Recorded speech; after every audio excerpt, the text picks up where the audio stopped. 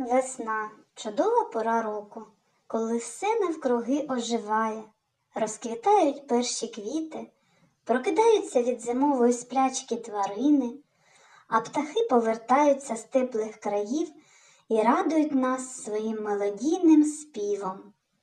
За уявленнями наших предків, справжня весна наставала, коли поверталися з вирію птахи. На своїх крилах приносили вони сонячне тепло. І сьогодні, діти, я пропоную вам намалювати ось таких перелітніх пташок. Давайте підготуємо наші пальчики до роботи. Полетіла пташка мати, малюкам жуків шукати. А малята не літають, із гніздечка виглядають. Давайте ще раз. Полетіла пташка мати, малюкам жуків шукати. А малята не літають, із гніздечка виглядають.